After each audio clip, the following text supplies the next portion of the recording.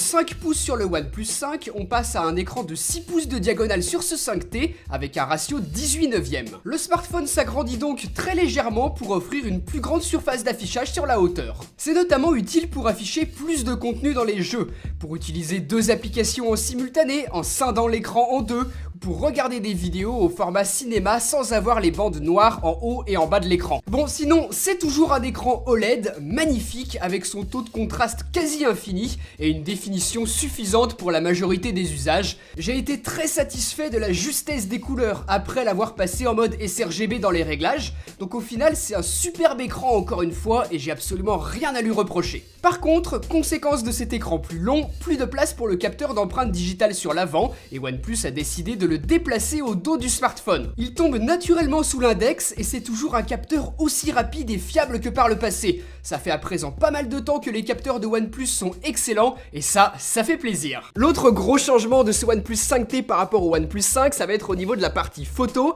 On a toujours un double capteur au dos, mais cette fois-ci le module principal est de 16 mégapixels, il est stabilisé et le second est de 20 mégapixels avec une ouverture à 1.7 comme le premier. Les deux sont des grands angles avec exactement la même focale, un équivalent 24 mm. Les photos sont toujours très agréables à l'œil, avec des couleurs très fidèles, avec suffisamment de contraste et de saturation sans tomber dans l'excès. La balance des blancs est très souvent juste en mode automatique, c'est bien, le focus est rapide et j'apprécie vraiment de pouvoir shooter en RAW et d'avoir un histogramme en mode manuel. Là sur ce 5T, avec une bonne lumière, on obtient de très beaux clichés en bénéficiant de la plage dynamique assez étendue de ce smartphone. Côté vidéo, ce 5T filme jusqu'en 4K à 30 images par seconde et l'on a une stabilisation optique plutôt efficace. Vous le voyez ici où je marche en tenant le smartphone à bout de bras, c'est très propre, sans effet de jelly sur les bords comme l'immense majorité des smartphones Android qui tentent de stabiliser de la 4K. Donc bien joué OnePlus, c'est un smartphone efficace pour faire de la vidéo et Dieu sait qu'ils sont pas nombreux sous Android.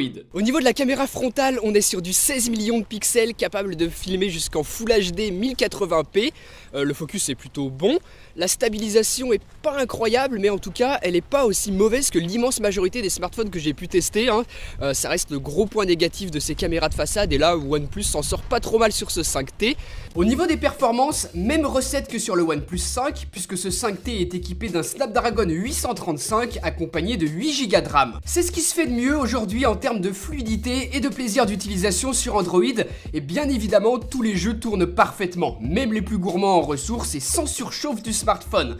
Donc c'est un sans faute à ce niveau-là. Niveau autonomie, on est sur une batterie de 3300 mAh sur ce 5T, donc exactement la même chose que ce que l'on avait déjà sur le OnePlus 5, mais malgré un écran plus grand qui consomme donc plus, eh bien OnePlus a très bien géré ça puisque l'autonomie de ce 5T est excellente. Son autonomie est très bonne, je passe facilement la journée sans me soucier de la batterie en utilisation intensive, et pas mal de fois je suis allé jusqu'à 2 jours d'autonomie si j'utilise pas trop d'applications gourmandes, donc c'est super. Rajouté à ça, il ne faut pas oublier que OnePlus propose sa fameuse Dash Charge, cette solution de recharge ultra rapide. Si le matin par exemple, mince, vous vous rendez compte que vous avez plus beaucoup de batterie, et bah pas de problème, vous le rechargez une vingtaine de minutes pendant que vous vous préparez et c'est bon, vous avez de quoi tenir la journée et rien que pour ça c'est super. Et bien ce téléphone reste le smartphone Android qui me satisfait le plus au quotidien. Oxygen OS est très proche d'Android stock et apporte quelques subtiles améliorations qui nous permettront par exemple de personnaliser l'interface ou encore les boutons virtuels de navigation. Et pour couronner le tout, le port mini jack est toujours présent et on sait que ça se fait de plus en plus rare sur les smartphones haut de gamme, donc si vous y tenez absolument, eh bien vous serez content de savoir que OnePlus a choisi de le conserver. Enfin, le bouton latéral gauche qui permet de passer facilement entre les modes silencieux, sonnerie et vibreur est très utile et j'aime beaucoup. Et les points forts de ce 5T, ça va être ses performances excellentes, sa très bonne autonomie et l'expérience utilisateur. C'est tout simplement un réel plaisir d'utiliser ce smartphone. Comme d'habitude, si vous avez envie de l'acheter, lien dans la description de la vidéo.